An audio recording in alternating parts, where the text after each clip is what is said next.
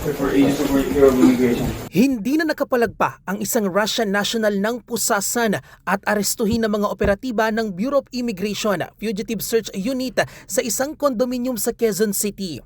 Kinilala ang banyaga na si Nikita Chekhov, 21 taong gulang at isang vlogger. Dinakip si Chekhov matapos mag-viral online ang kanyang video kung saan nagbitiw siya ng pagbabanta na magpapakalat umano ng Human Immunodeficiency Virus o HIV sa Pilipinas. Nagdulot ito ng matinding takot at pangamba sa publiko na itinuring naman ng ilan bilang isang rage bait na uri ng content. Dumating sa Pilipinas si Chekhov bilang turista noong nakaraang linggo mula sa Shanghai, China. Makalipas lamang ang ilang araw ng kanyang pananatili sa bansa, in-upload niya ang nasabing video na kinuhanan sa Bonifacio Global City sa Taguig.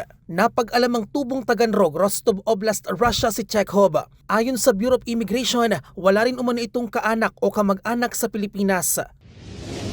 Malapit po ang ating pakikipag-ugnayan sa mga foreign governments na siya pong nagbibigay sa atin ng information about fugitives that might be hiding in the country. Ito pong mga gobyerno na ito, pinapaalam po sa atin kapag nakikita nila that there is a fugitive nila na may kaso po sa kanila na maaari pong nagtatago dito sa Pilipinas. Matatandaan kamakailan lang ay ipinadeport din ng mga otoridad ang isa pang Russian vlogger na si Vitaly Zodorovetsky matapos masangkot sa isang insidente ng pananakot at pangharas sa isang Pinoy.